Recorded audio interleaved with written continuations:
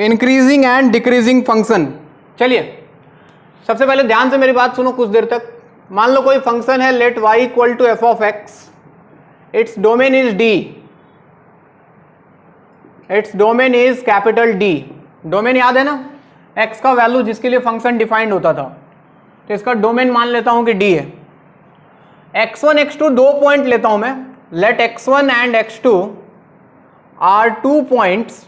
अपना माइक बंद कर लो जिसका माइक बंद ऑन है। Are 2 points in its domain,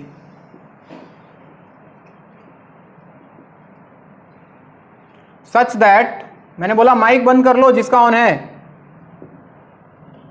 such that x1 is less than x2। Saurabh देखिए तो किसका माइक ऑन है, ऑफ कीजिए। भुला जाता है सब माइक बंद करना। हाँ चलो देखो इधर, एक फंक्शन लिया जिसका डोमेन d है, उसके डोमेन में दो वैल्यू ले रहा हूं x का, एक x1 और एक x2। इस तरह से लिया है कि x1 जो है वो x2 से छोटा है।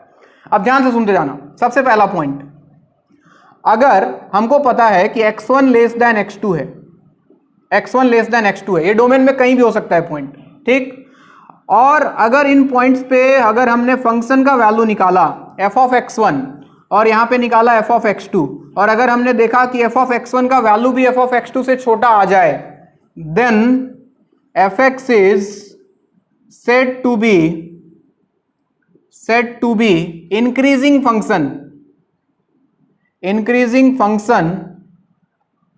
in its domain। ध्यान से सुनो, एक्सप्लेन कर रहा हूं मैं।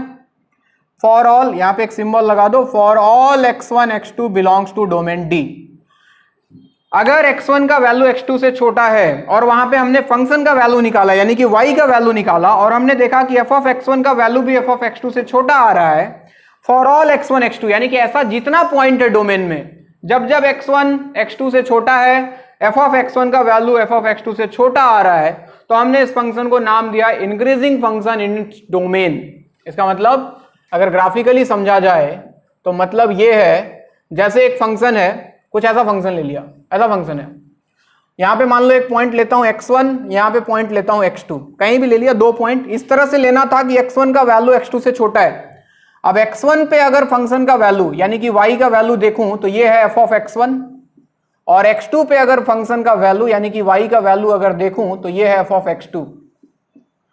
तो हम क्या देख रहे हैं, f ऑफ x2 का वैल्यू f ऑफ x1 से बड़ा आ रहा है, यानी कि x2 x1 से बड़ा था, तो f ऑफ x2 का वैल्यू f ऑफ x1 से बड़ा आ रहा है। अब ऐसे जितने पॉइंट्स होंगे, अगर इन सारे पॉइंट्स को ये कंडीशन सेटिस्फाई कर रहा है, f of x2 greater than f of x1, यानी कि सिंपल लैंग्वेज में अगर मैं बोलूं तो जैसे जैसे x का वैल्यू बढ़ रहा है, y का वैल्यू बढ़ता जा रहा है। और सिंपल लैंग्वेज में बोलूं तो जैसे जैसे x का वैल्यू बढ़ रहा है, ग्राफ ऊपर की तरफ जा रहा है। जैसे जैसे हम पॉजिटिव x एक्सिस की तरफ बढ़ रहे हैं, यानी कि x का वैल्यू बढ़ा रहे हैं, ग्राफ ऊपर की तरफ जा रहा है। This is known as increasing function. Function कैसा है, इंक्रीजिंग फंक्शन। अब इंक्रीजिंग फंक्शन का एक खास बात क्या है, ध्यान से सुनना। जैसे हमें पता है dy बाई dx टेंजेंट का स्लोप होता है। अब इसके किसी भी पॉइंट पे टेंजेंट ड्रॉ किया, जैसे मान लो ये पॉइंट ले लिया, ग्राफ ऐसा था, इसका एक पॉइंट लिया, यहां पे हमने टेंजेंट ड्रॉ कर दिया ये वाले पॉइंट पे, और हमने देखा इस टेंजेंट का स्लोप, यानी कि अगर जब चेक किया x एक्सिस के साथ इसका एंगल थीटा, तो क्या ये थीटा 0 से 90 के बीच में लाई कर रहा है? बिल्कुल लाई कर रहा है, देख के लग रहा है 90 ये पूरा होता।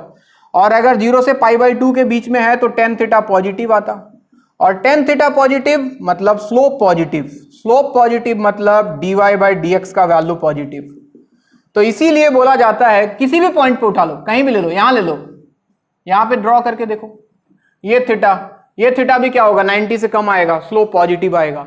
यानी कि for increasing function dy by dx is always positive, या फिर हम लिखा करते हैं dy बाई dx और f dash x is always greater than 0 for an increasing function. ठीक है, सुनते जाएं। दूसरा लेता हूं मैं, अगर x1 का वैल्यू लेस इक्वल x2 है, x1 तो लेस देन x2 था, यहां पे अगर हमने फंक्शन का वैल्यू निकाला तो हमने देखा कि f ऑफ x1 का value less equal f of x2 आ गया, यानी कि x2 x1 से बड़ा था, लेकिन f ऑफ x2 का वैल्यू f ऑफ x1 से बड़ा भी आ गया और कभी कभी बराबर भी आ गया। तो अगर इसका ग्राफ बना के हम देखें बच्चों, this is for all x1 x2 belongs to its domain D। तो पहले इसका डेफिनेशन लिख दूं, fx is called non decreasing function. Non decreasing function, इसका क्या मतलब है? ग्राफ देखना,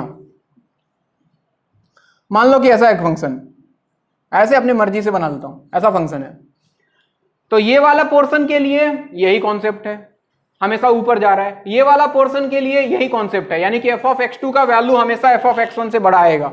लेकिन अगर इस वाले पोर्शन को देखा जाए, यहां भी अगर लगा के देखें, यहां x1 यहां x2, हम क्या देख रहे हैं? x1 x2 से छोटा है। लेकिन अगर दोनों पे ही फंक्शन का वैल्यू चेक करें तो बराबर आ रहा है, यानी कि f ऑफ x1 और f ऑफ x2 आ रहा है बराबर। इसका मतलब इस वाले पोर्शन या इस वाले पोर्शन में तो f of x2 f of x1 से बड़ा आएगा, बट इस वाले पोर्शन में अगर ऐसा कोई दो पॉइंट उठाएं तो फंक्शन का वैल्यू बराबर आ जाएगा। सो इस फंक्शन को एक अलग नाम दिया गया, that is non decreasing function, यानी कि फंक्शन इंक्रीज करेगा या फिर कांस्टेंट रहेगा, डिक्रीज नहीं करेगा कभी भी। डिक्रीज नहीं होने का गारंटी है, इसलिए इसका नाम भी वैसा ही है, नॉन डिक्रीजिंग।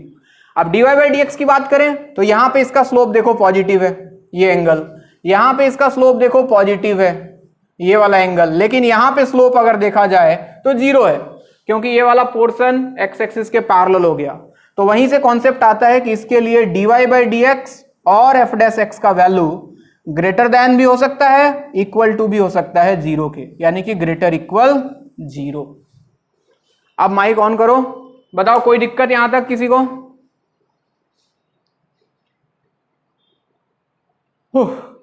नोट करो।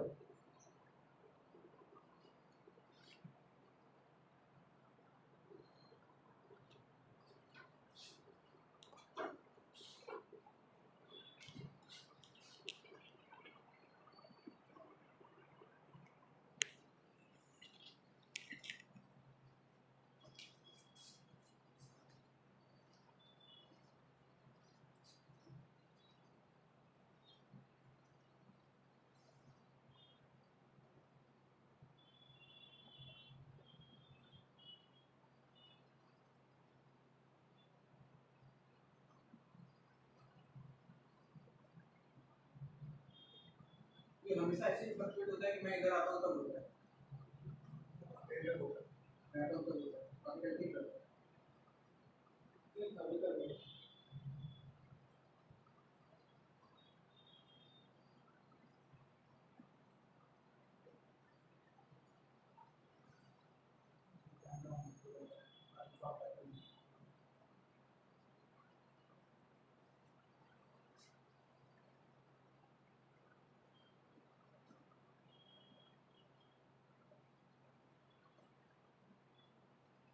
इंक्रीजिंग फंक्शन का मतलब लेफ्ट टू राइट अगर मूव करें तो ग्राफ हमेशा ऊपर जाएगा।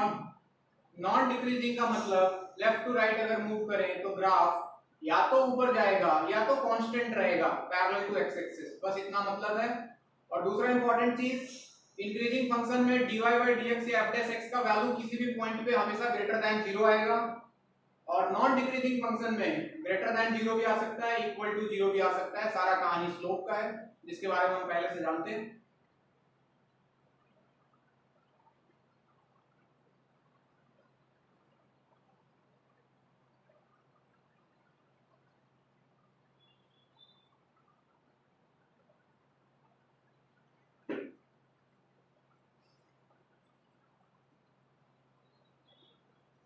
हो गया?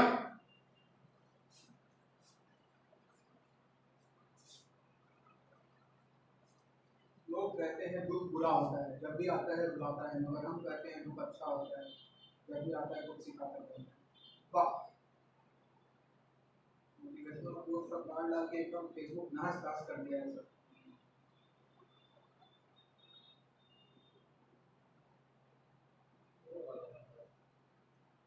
ठीक है, हम पर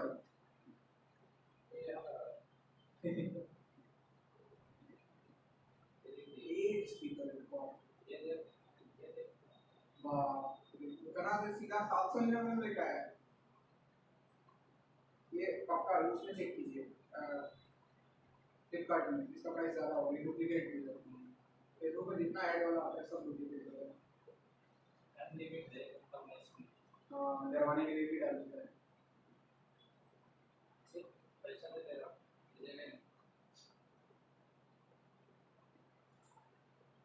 हाँ भाई मिटाऊं? नहीं।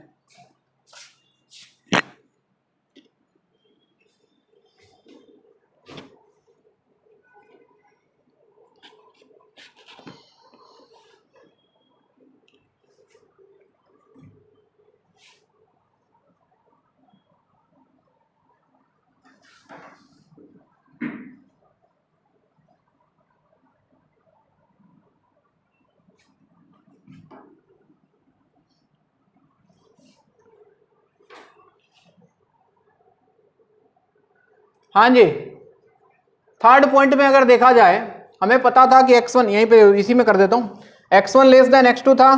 अगर वैल्यू निकालें और हमको मिल जाए f of x1 greater than x2, यानी कि x1 छोटा था x2 से, लेकिन वहां पे फंक्शन का वैल्यू f ऑफ x2 से बड़ा आ गया। For all x1 x2 belongs to domain, then function is known as, कैसा फंक्शन बच्चों? Decreasing function. डिक्रीजिंग फंक्शन मतलब सर फंक्शन नीचे जाए, इंक्रीजिंग का उल्टा, ऐसा कोई फंक्शन हो। इसमें क्या है देखो जरा, यहां मान लो x1 यहां x2, साफ साफ दिख रहा है कि x1 x2 से छोटा है, लेकिन f ऑफ x1 का वैल्यू अगर देखा जाए और यहां पे f ऑफ x2 का वैल्यू देखा जाए, तो ऐसा लगता है जैसे कि f ऑफ x2 का वैल्यू f ऑफ x1 से छोटा आ गया। कोई भी दो पॉइंट ले लो, अगर x1 x2 से छोटा है तो वहां पे फंक्शन का वैल्यू f ऑफ x2 से बड़ा आएगा।